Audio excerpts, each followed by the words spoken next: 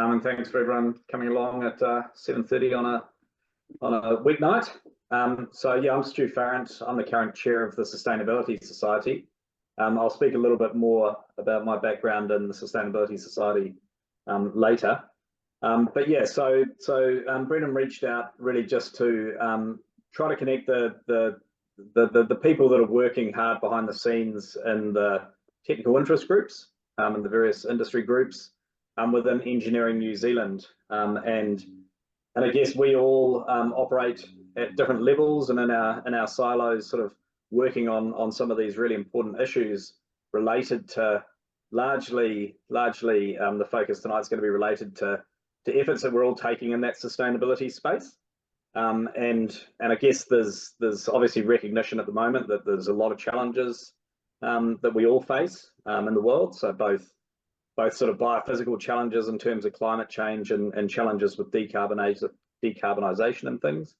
Also social challenges with inequality and some of those disparities that come about through climate change, but also through other matters. And then, as we're all also aware, whilst not getting too political, there's a lot of political challenges both in Aotearoa but also elsewhere around the world in what we're working. So the idea of this really is to understand what we're all up to sort of share what's working for us all as our groups, how we're sort of approaching things, and really hopefully generate some discussion and sort of I guess really making some connections and networks. So we're going to run through a few speakers tonight, and then as Brendan said, there'll then be time for direct questions, followed by a bit of just general discussion and things. So first of all, I'll introduce the speakers and more fulsome when we get there, but Charlotte Toma, who's, I hope that's how you pronounce it, Toma.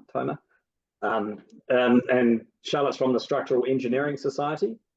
And then we've got Tim Dodd from the Rivers Group, and then Darren Baxter from Electrical Engineering Group, and then myself from the Sustainability Society.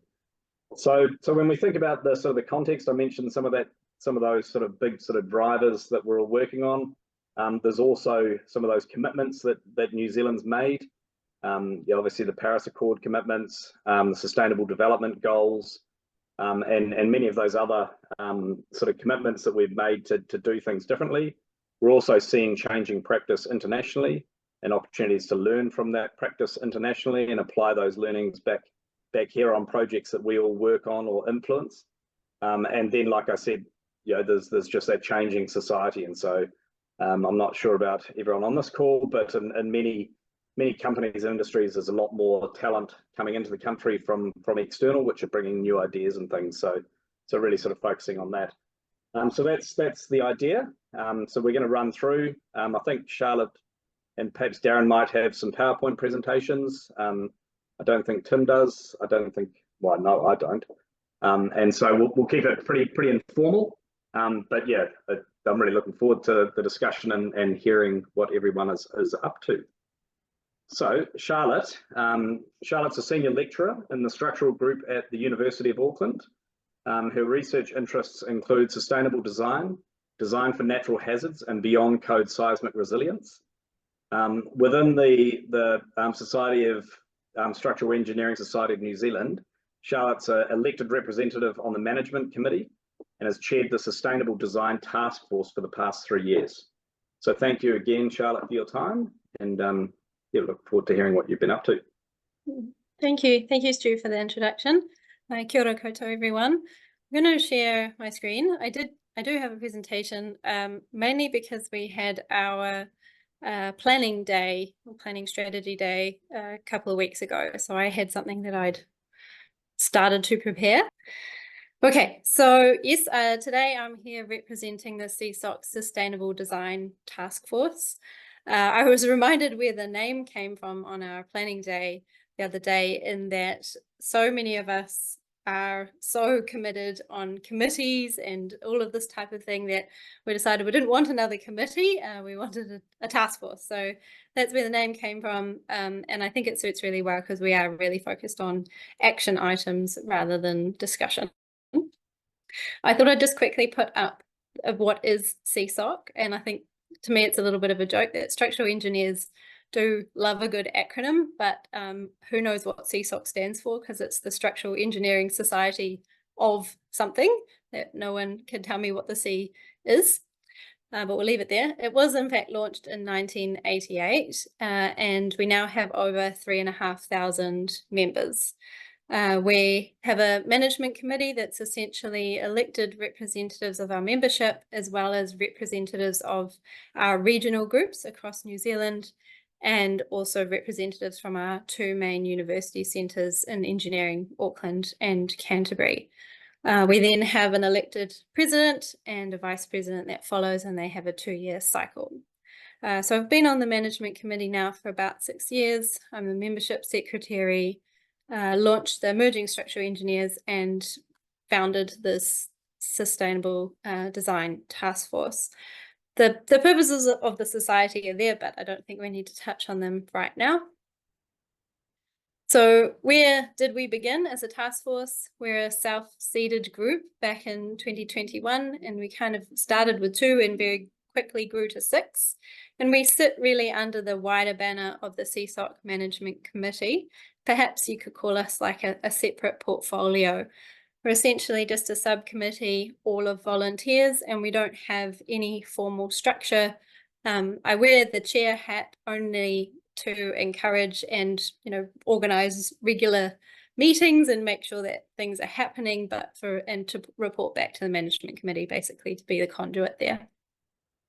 We started off really with the desire of providing feedback on a number of documents, including the early Building for Climate Change technical methodologies, and then evolved through NZ GBC documentation and emissions reduction plan. We've quite quickly grown now to 17 members on our task force. We basically have an open door policy, or have done to this date. If anybody's passionate, they're welcome to join us. But essentially we have a expectation of contribution, and kind of, if not contributing, then we're happy to have somebody else on the committee. I think we have a really great representation across practitioners for different company sizes and different types of work in the structural industry. We have academics, we have central government representation, we have contractors, and we have suppliers across the main structural materials. So this is kind of where we have been, and in fact we just keep growing. So these are our newest task force members just in the last 2 months. In terms of what we've been up to as a task force in the last 3 years, one of the early moves was to get sustainability into the CSOC conference. So CSOC holds a technical conference every 2 years. And really the first time that we started talking about sustainability in terms of structural design was at the 2021 conference, where Brendan was one of our first speakers. Just following on the back of that, we managed to get CSOC to commit to a position statement on sustainable design and get that up on our website. And throughout that process, we did manage to ruffle a few tail feathers, got a few people upset around whether structural engineering, or as a structural engineer, did we really have anything to do with sustainability, and why were we talking about it, resulting in a call for freedom of speech and all sorts of things going on with our journal, and a special general meeting to validate what was freedom of speech in structural engineering.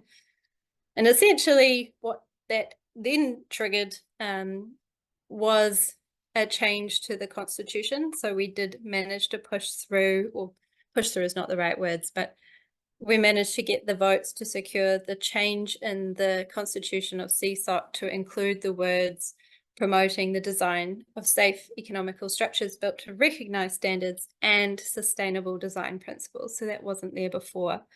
In that same annual meeting, we also managed to have a change to the number of people required to call a special general meeting, so that we didn't have to go through this endeavour every time we talk about sustainability. Ironically, and this might seem ironic when we get to this last slide, that one of the one of the things that we had to swallow in essence was that we could talk about sustainability and we could talk about carbon, but we weren't allowed to link it to climate change. I'm hoping that we can move past that now that we're 3 years along the track. But yeah, it was an interesting time. From there, we've developed quite a detailed resource page on our website for people to engage with. We then had sustainability front and center with our keynote and all through our conference in 2023. We introduced an award for sustainable design. And then at the end of 23, the task force put together a funding proposal to brands, which we were successful in, to produce some documentation and resource support for our membership. So we really aim at our main purpose is supporting our membership and upskilling. So we've done that through webinars and documentation. We put it in our newsletter, which goes out quarterly. We have a knowledge tree talking about what's happening in the space. We endeavour always to have quite short, punchy articles in our technical journal that's published twice a year. And now we have published our top tips guide and resource map. So that was our big piece of work that was partly or half funded by brands, essentially around, and it became the top 21 tips for practitioners by practitioners on things you can do now in addressing sustainability in your design. And if anybody's interested, these are all freely available on our CSOC website. You don't need to be a member. You can go to our website and link them off our resources page. So this is our low carbon design resource map. It's an interactive PDF, so all of these are clickable links. And then this is the front cover of our top tips, and it covers 21 top tips covering a range of the steps through sustainable design. Part of that funding was also doing a bit of a questionnaire and discussing with our membership where they were at, where their knowledge was, what they were interested in. And one of our questions was, in what form do you want information and resources? And this figure actually just takes a little bit of getting your head around, but essentially read from the bottom up, being that the lighter blue right at the bottom is indicating those who chose that method as their most preferred method. So you'll see that the most preferred method is essentially around guidance books and online events, and those in-person events rated quite low down the list. So we always like to kind of try and get that face-to-face interaction. It's really not what people were after at that time. Hopefully things will change. So Brendan also asked if I could talk a little bit around the challenges that we've been facing, and these are the ones that have come out from the task force conversation. Essentially, as CSOC sits over all structural engineering, we know that sustainability, and we have shown that sustainability is important to us, but it also sits alongside a lot of other big challenges and changes that are going on in our industry right now. We've got a new national seismic hazard model. We've got a new standard for seismic design. We've got issues around cost. We've got questions about regulation and standard developments. We're pushing seismic resilience in the light of Christchurch and Kaikoura. And we have a really big issue on lifting the overall quality of structural engineering. And unfortunately, when you hold these two next to each other, so sustainability against seismic resilience or sustainability against cost, we're always going to end up on the lower side. Sometimes it does feel like we're preaching to the converted. We do a lot of effort around webinars and getting all this information out, but those that attend are kind of the ones that are already interested. So we do want to make sure that our voice and our messages are in those spaces where perhaps the less converted are. So always in our technical conferences, always in our technical journals, and in our newsletters. And I think Stu touched on it before, we are in a space of conflicting political views, and that's going to be across our CSOC membership. It's also across our CSOC management committee. So there are, at times, it can not be the easiest place to, push this message. I think we are definitely in a space of our membership asking, well, whose responsibility is it? I mean, this is around upskilling, around carbon accounting and in the space. And what we're aiming to do is give agency to our structural engineers to take the lead in this conversation. Don't let it be led by the architect so that they're pushing then changes on us. You know, we need to understand our own role in this. And we also need to ensure that our members understand the value add to their own skill set, and that this can be a really great advantage for themselves and for their companies and their projects. I think we'll all understand that engineers love to learn and they want to go on their own learning journey, and the journey down sustainability can be a really large, deep rabbit hole, and you can get lost very quickly. There's a lot of information out there. So we're trying to provide them tangible pieces that they can, you know, bite at, but yet they're always going to want to know more. So, and they can get quite overwhelmed just with the scale of information out there in the space. And on top of that, it's a massively developing space. Things are moving at pace. I think everybody's struggling with challenges of work-life balance and time pressures and project pressures, and then we're asking them to learn something else on top of that and keep up to date with all the changes. The other thing that I'm seeing a little bit of pushback from our members is the inequality around regionality effects in sustainable design. In supply chains, for example, you know, they're trying to have these conversations with their clients and on their projects, but when it comes down to it, the materials just aren't available. There's also inequalities in the size of companies and the ability to engage with learning around sustainability. And then finally, I think that's my final point, how do we show leadership in the wider project space? So structural engineers often come in a little bit later to the conversation. You know, how can we start to influence the project brief right from the beginning, which is where we can have the most impact, where in fact we're not really engaged in the project until a little bit later. I just also wanted to show a couple of these very quickly from the survey that we did, finding how would you rate the importance of sustainability for your organization. And we're seeing, you know, that only 30% are saying it's a main factor.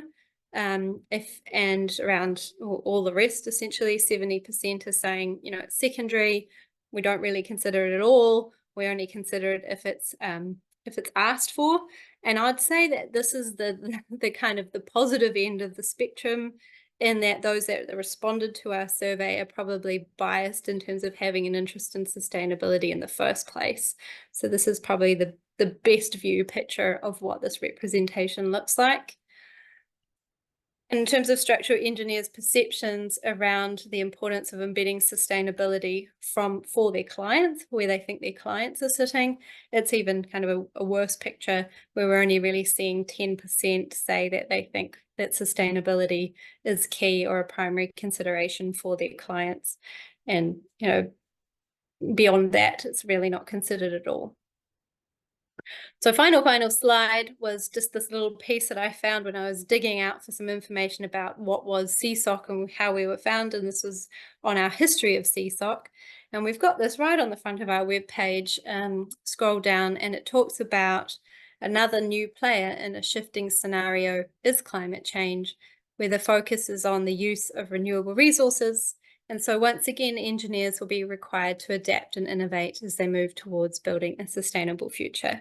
So I think that's a fantastic thing to have found when somebody wrote it without even the task force being involved. So I think it shows positivity somewhere embedded in there. Right, thanks Brendan and Stu, that's me. Thanks so much for that, Charlotte. That was really comprehensive and quite educational for myself, to be perfectly honest. It's great to hear that you've got such a big cohort there who are starting to, well, not starting, but who are embedding some of that sustainable thinking in their work.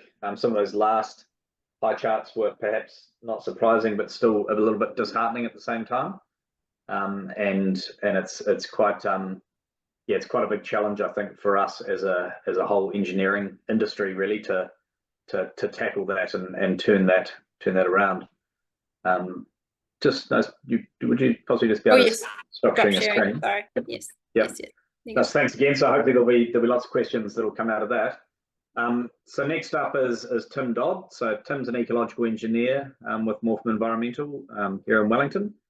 Tim's got a passion for all things to do with how we manage urban stormwater and also the natural environment.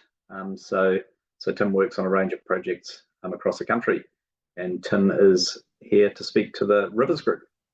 Hello, everyone. I don't have a really fancy slideshow. That was really awesome, Charlotte. Thanks. But I went and found a nice picture of the Waimak on Google Earth, so you guys can look at that while I talk about rivers and the Rivers Group. Where do I share my screen? I can't even see that option, so maybe I won't. Oh, good.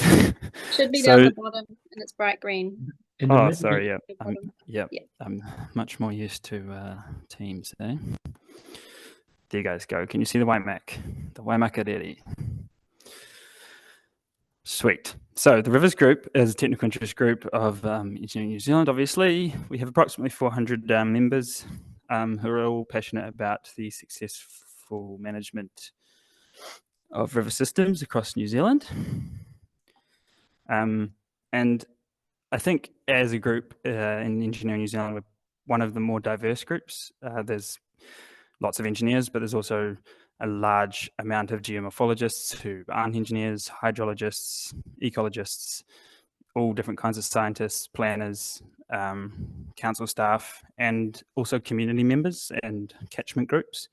So the Rivers Group has this awesome kind of interface between lots of different silos, which I really like about it.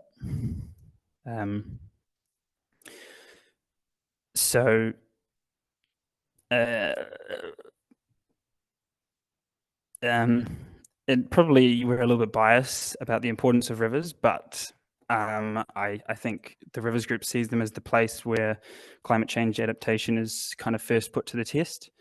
And so we're all familiar with the flooding that's been going on over the last few years and how those extreme events are getting kind of more common. And the people that are at the front of that flood hazard, facing managed retreat, and we are learning how to do that. I guess the Rivers Group in the last few years has really begun a push towards this concept called Room for the Rivers, which is about how we can, from an ecological point of view and flood hazard point of view, improve river systems and adapt to climate change. So the Rivers Group is actually in its 12th year, and it's kind of been evolving. It was heavily focused on flood management at the beginning, and there's kind of more of an ecological lens coming through over the years. And that's where this Room for the Rivers concept has kind of grown from.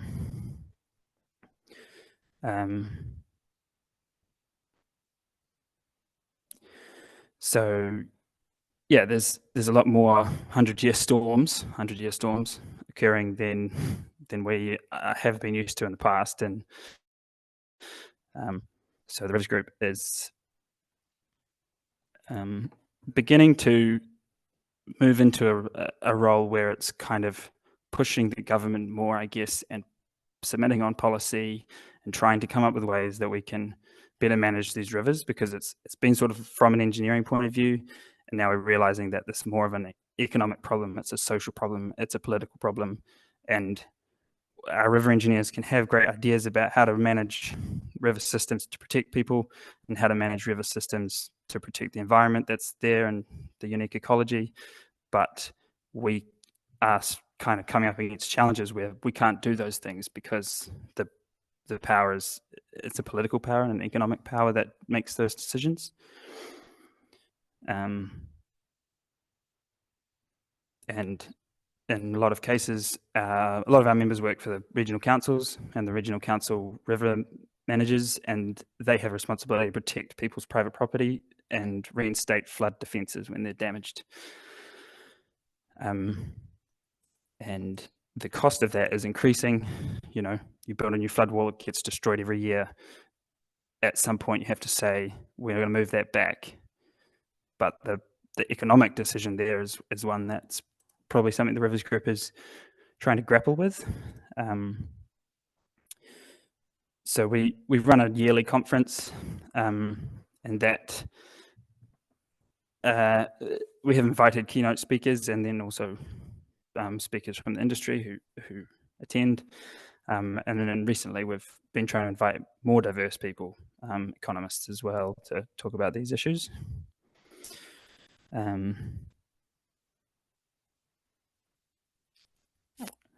Yeah, I guess I don't have too much more to say. Sorry, I haven't prepared a huge amount like Charlotte, but yeah, that's kind of the direction the Rivers Group's going. We're trying to grapple with how to better manage our rivers safely for everyone and for the environment, and that is a challenging thing to do. So thanks for that, Tim. Good. Now I've just actually inadvertently lost the bio for our next speaker. So sorry about that. So maybe Darren, Baxter, you might want to give a little intro yourself. Oh no, there we go. It's popped up again. So that's cool. So Darren is the current chair of the Electrical Engineering Group, a technical group within Engineering New Zealand. He's a senior electrical engineer for NDY in Wellington. He specialises in electrical infrastructure to accommodate decarbonisation for buildings, such as replacements for gas heating and EV charging. Darren is also a renewable energy expert and specifies PV installations for buildings as a specialist provider. So I'd like to think that Darren's life is getting a whole lot busier by the day, but he's certainly... It certainly is.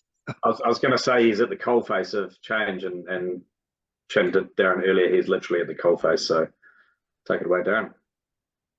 Good evening, everybody. Yes, I think it's fair to say that talking about the Electrical Engineering Group, we're a relatively new technical group of Engineering New Zealand. We are growing quite considerably from when we first started about 4 years ago. We've got about 300 members. And so we do try to, we run events quite regularly. We have an event every month, and it will probably be a presenter with some decarbonisation techniques, or myself doing a lecture on solar or some other renewable energy stuff.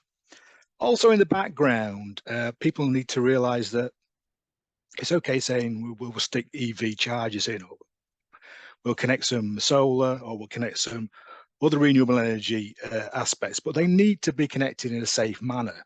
So we are all, I say all, a lot of our committee members are on the Standards Australia committees. And so we take part in upgrading the standards, so we can accomplish putting these new technologies in New Zealand in a safe manner, which is not as straightforward as it sounds. There's other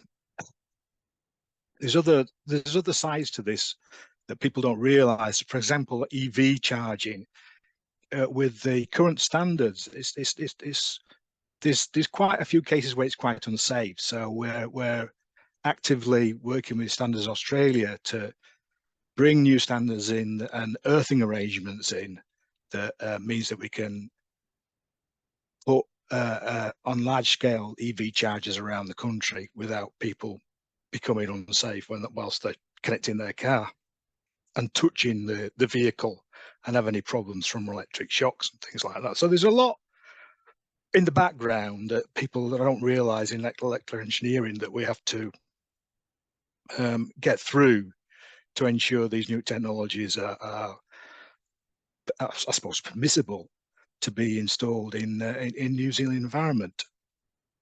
So so we look at we certainly do a lot on the EV charging side of things. Also PV and BESS. If there's some challenges, and that goes back to what Charlotte was saying with CSOC. Myself as a I think I've got my scientist hat on now from a PV point of view, is that we're asked late in the day, a new building, if the architect and the structure together with the structural engineer can come along and get the renewable energy engineer on board, we can then incorporate PV systems, for example, photovoltaic systems, into a building quite easily. But we tend to see that it's an afterthought. So a new building is built and then it's, oh, shall we put some solar on this? Which is, yeah, so that's a challenge that people have got to think a little bit more. And I think engagement with the electrical engineer in the first instance, not just from a PV point of view, but if you want to decarbonize your chillers and on your gas boilers and stuff like that with heat pumps, you need to engage an electrical engineer to at least know whether you can actually make that work. In other words, is there enough capacity in the existing building, electrical capacity, to actually attach these items? So these are things that electrical engineering group we discuss, we get people in to talk about, and yeah, it's a very ongoing, dynamic way of thinking. Particularly decarbonisation as well. That's we're tending to see maximum demands where what we'd normally expect to see in summer, where the chillers are the main infrastructure that wants huge amounts of electricity, change now to winter, where we've got these gas boilers that are now electric, or supposedly going to be electric.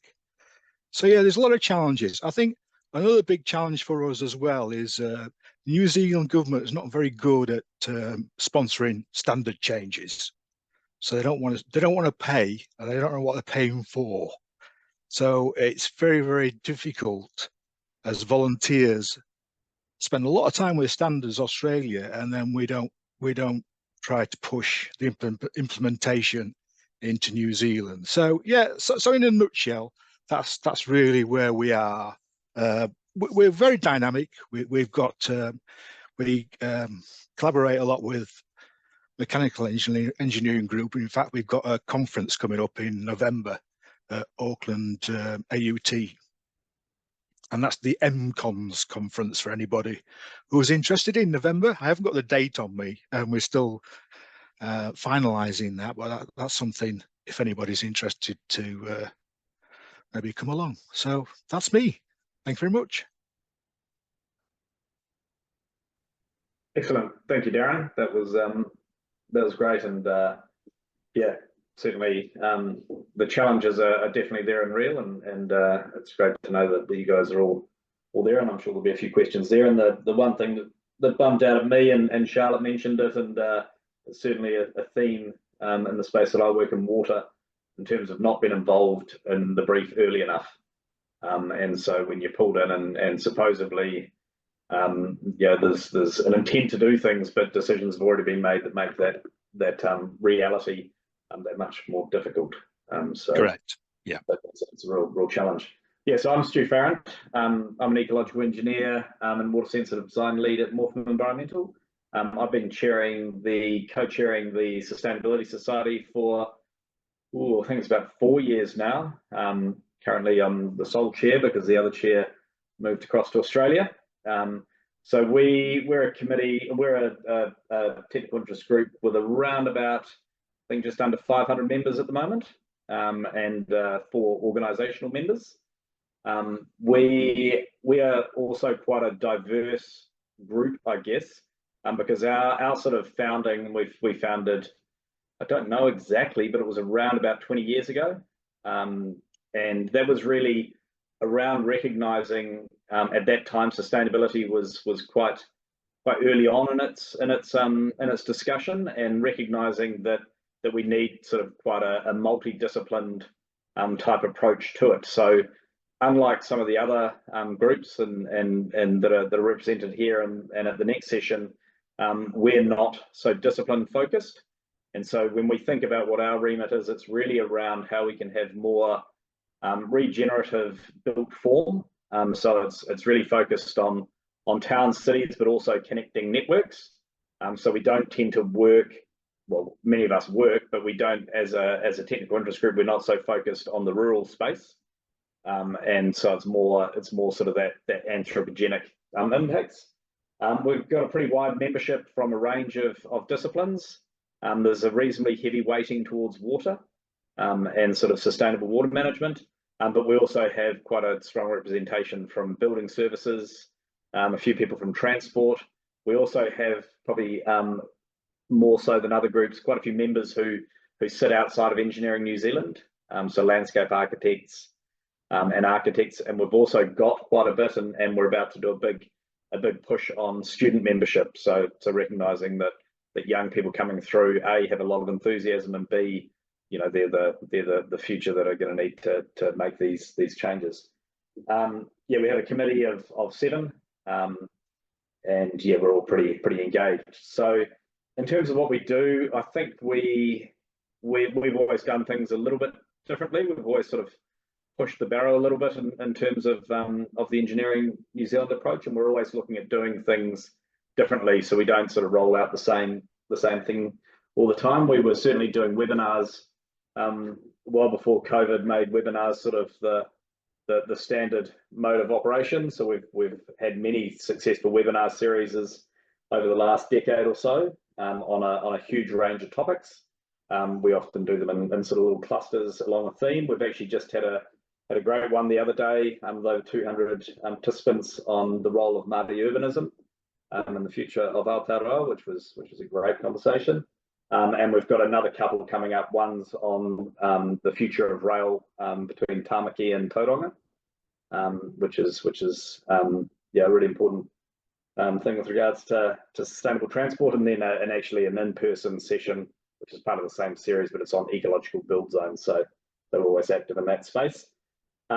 We've in the past had conference, so we've had sort of conferences over the years, but I guess with COVID, we sort of stopped and had a bit of a rethink, and everyone was getting pretty webinared out, and so we thought, let's do something different. So last year we organised an event called Sustainaganza, which, if we were to describe it, it was sort of an anti-conference. So it was a transdisciplinary symposium that tried to intentionally get people from a whole range of technical backgrounds together. They didn't know what the day was about. We intentionally didn't tell people what the day was about, but when they got there, it was really about, and it sort of builds on what you said, Charlotte, around helping people to influence the outcomes of projects and take the lead on their discipline being really, really important, because too many of these disciplines get sort of sidelined, and projects come down to value engineering, and before you know it, it's just a run-of-the-mill project. So we had some great facilitated sessions around the role of storytelling in our professional work, and really holding onto our passion. So that was a huge amount of work for us as a committee to pull together, because it was sort of like herding cats to get it all together on the day. But it was really, really well received, and we partnered with Auckland University. I'll forget the correct name for them, but the Leadership Institute up at Auckland University. And so they did some research, you know, in terms of interviewing attendees pre the day, during the day, and after the day, and got some really good lessons out of that in terms of how we can do things differently. We also have quite a strong partnership with, certainly down here in Poneke, with the university, with Victoria University School of Design. So we've often done sort of collaborations and sort of get together technical groups to mentor the students and work on specific projects with them, which is always good fun. And like I said, it's a really nice way to share that professional knowledge with some of that younger cohort. We've also done we've had quite a few series of water walks, and so this is really where we get people on the ground. We've done some online ones over COVID, but really trying to get people to recognise that where we live and build and work and do our stuff is always within a catchment of a stream, which, you know, 9 times out of 10 was once a culturally significant and an ecologically significant waterway, and unfortunately now they're often not. And so So we partner with Heritage Week and also with various other bodies and get invited. And yeah, we always fly the TSS flag when we do it, but we're just sort of passionate people that like to get out on the weekend and help people to understand about the importance of some of these urban waterways. Yeah, as similar to the Rivers Group, we also have been increasingly making submissions on some of this sort of game-changing policy around Toma o te wai and the fast track legislation and things. So we've presented on behalf of the society to the select committees and things on that. And then we also have green drinks. So we organise quarterly green drinks here in Wellington and also up in Auckland, and we're about to expand into Christchurch, which is really just a way for people to get together. We sometimes have a topic on it, but often it's quite an informal gathering of people with a shared passion, I guess, for sustainability.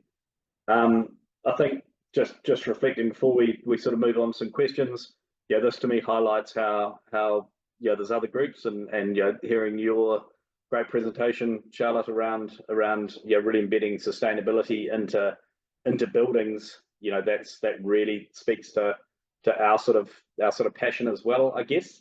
Yeah, both in terms of the professional work that we do, but really how we can use every opportunity to do a development, whether it's a redevelopment or a whole new sort of greenfield development, to make things better than they were before we started. And similarly with you, Darren, around electricity and energy is obviously a key part of that. So yeah, I think it's great to understand what we're all up to. So that's the Sustainability Society. So yeah, thank you everyone for your talks, and I wonder now whether anyone has any questions that they'd like to direct at any one of us four speakers. Raise your hand or just jump in. Thomas. Yeah, I have a question for Charlotte. Thank you very much. You did an excellent presentation, and you talked about upskilling of people and informing about sustainability. Have you got connections with the universities? Of course, you are at the university, but have you got a demand on them? Is the education adequate, or should they do more? Or are you actually being pushed what's coming out of the universities? Can you comment on that? Sure. The university has a sustainability policy in terms of how the university functions. In terms of educating our engineers, we now have a sustainability committee. There's another committee in there that I sit on. We've managed to tie Engineering New Zealand in there, and that's really looking at ways that we can embed sustainability and sustainable thinking throughout our engineering degree program.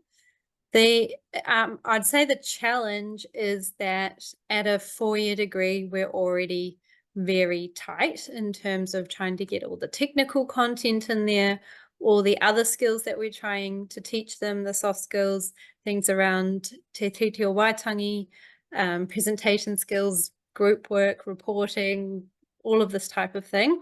But what we're aiming to do now is really use sustainability as a core through all of our years of engineering teaching and embed it as much as we can through our technical papers and our more non-technical papers.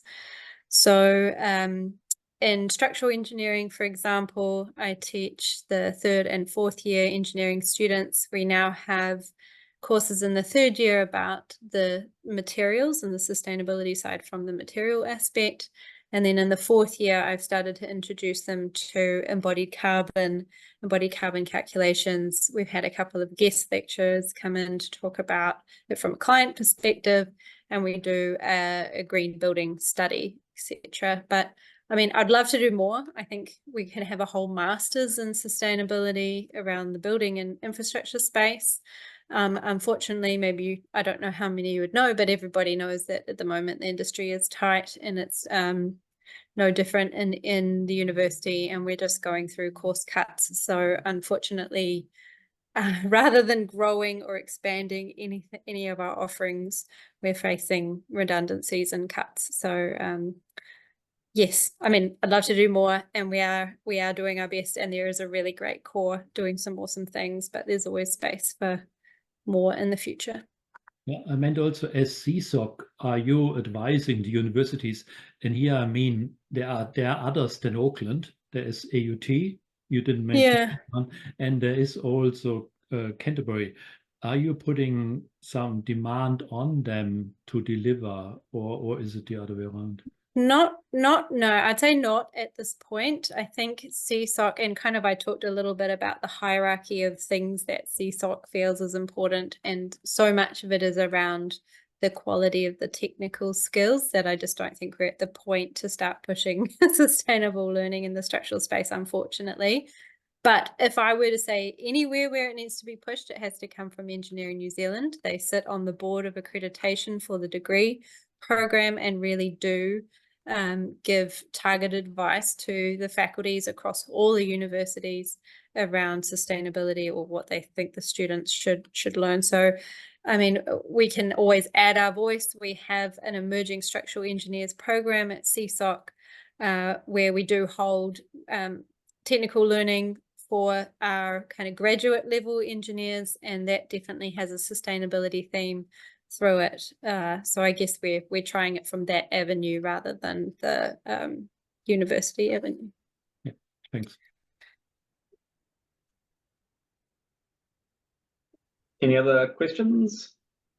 Yeah, Andy Buchanan here. I'd just like to say a few words. First of all, well, I'm a member of CSOC, so I'm aware of what's going on, and I have to say that Charlotte's done a fantastic job. It's very impressive, as you saw. What I'm concerned about is rather, as Thomas is saying, I see there's only 20 people listening to this webinar, and we've got to get a message out much, much wider. Congratulations to ESR and the Sustainability Society for getting together, because if we remain in silos, we go nowhere. And this is really a super series. I'm really good. Congratulations to all of you for setting this thing up. But my question really is, it's rather like Thomas's question. His question is, to what extent are these issues being taught in the universities? And I think my question is a similar question, looking more at the profession and engagement with Engineering New Zealand, who really are, I mean, we're lucky in New Zealand to have an umbrella organisation that covers all branches of engineering. And so my question really is are any of you engaging with Engineering New Zealand in terms of promoting engineering sustainability, especially for young and mid-career engineers? Can anyone help answer that question?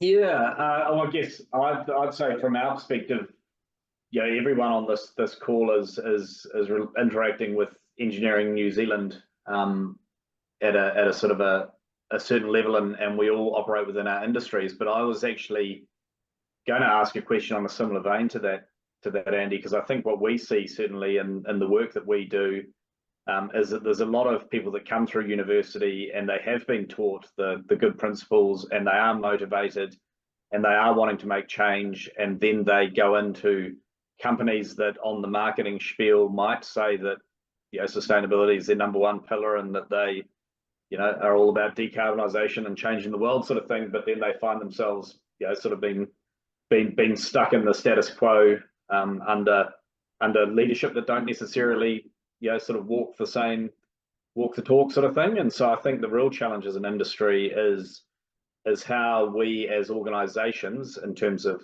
the companies that we work for and have influence over, can really, you know, sort of lead that conversation with the clients. And some of your graphs, Charlotte, were quite sort of disheartening in that regard, because really, you know, we should be pushing clients, you know, that some of these issues are non-negotiable, because, you know, the future for the next generations is obviously non-negotiable as well. So So I think it's, I wouldn't put as much, well, I wouldn't put too much on the universities at fault. It's really what happens to the students when they go out into their careers.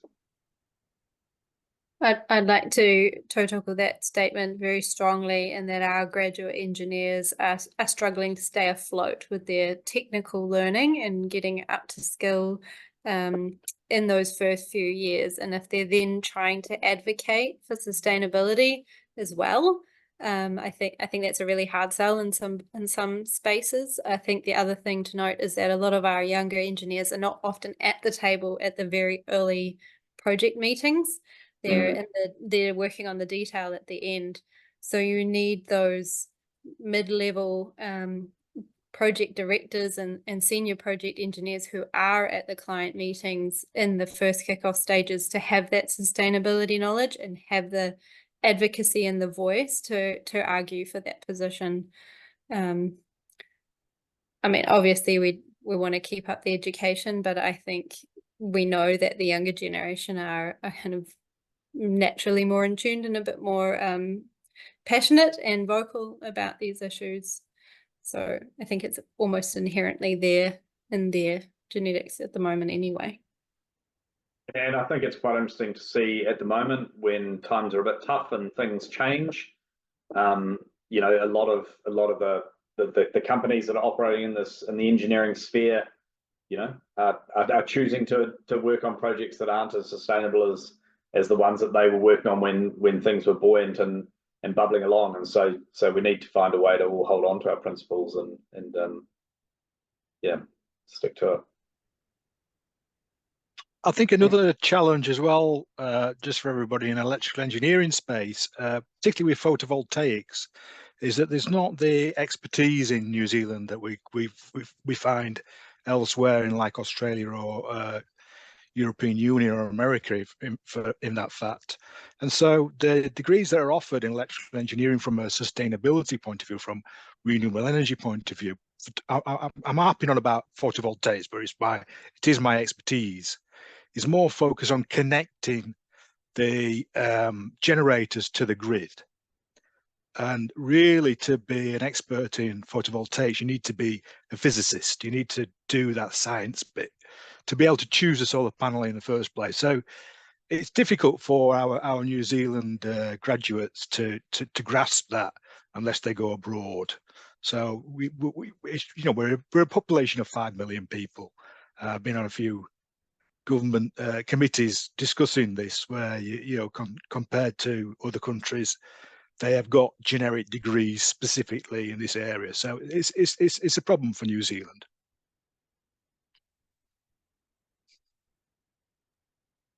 Just if I could on that, Darren, because it does touch on that, but it's a bit of a shameless plug. I was fortunate enough a few years ago to do a Winston Churchill Fellowship, which funds New Zealanders to travel internationally to learn from what's going on internationally and bring that knowledge back. And I'd encourage everyone here with your networks and your groups to get people to look at it, look into it and to apply for it, because the one thing that they commented to me is that the engineering profession is really underrepresented in it, and they fund $100,000 every year for people to travel internationally to learn and bring that knowledge back to New Zealand. So it's a fantastic thing, and I try and push it at every avenue I can with engineers, because somewhere in the world there is people doing things in your area of interest. There's a great degree in New South Wales, University of New South Wales, and I always try to tell young Kiwis graduates, go and do a bit of masters, even if it's just a post-grad course, go there. So please send me the details. Yeah. Any other questions? Yes, Stu, Peter Olivier here. Maybe not such a question, but you said originally that society has been going for 20 years or so. At the start, they used to have international conferences every 2 years. And was there any reason that they stopped doing them? Because they were really great. They brought in the academics as well as the practitioners. And it's really great to rub the ideas off on each other. So I attended I think the second international conference in Auckland back in 2007. and Peter Guthrie from Cambridge University was the keynote speaker. But some of the things that one of his comments was that pure research often doesn't get picked up by the industry for maybe 20 years. And by getting those two lots of people, the intellectuals and the people from universities, as well as the practitioners, was a really good way to actually share ideas. Do you know why that they stopped doing those conferences? Yeah, look, I don't think there's any real reason other than things just sort of changed and the effort involved in organising those, and that was before my time. But I forget who was sort of the chair at that time. There was someone from Auckland University. I think it was Susan Krumdiek, I think. Yeah, that's the one. Yep, Susan. Yeah, so I guess it's probably personnel in terms of that drive. But yeah, that's I guess we've always looked at what we can do differently and things, and we had a planning meeting at a committee meeting just the other week actually, and we did talk about, you know, whether going back to another conference would be now could be the time. Like, we just like to mix things up, I guess, as a short bit. But like your comment around that connection between academia and practice and the time lag between, I think, is really pertinent. So I think those words we'll get back to the committee and watch this space maybe. It's certainly been the value in the Rivers group as the connection between the scientists and the engineers is really valuable. But yeah, just to finish off, thanks so much, Charlotte, Tim, and Darren. Yeah, it was really great to get those sort of insights and understandings, and yeah, the more connected we are, the better. And thanks, Brendan, for your good efforts in corralling this all together. And we'll look forward to the next session. But yeah, thanks everyone, and yeah, just stay connected where you can, and yeah, reach out, and yeah, cheers.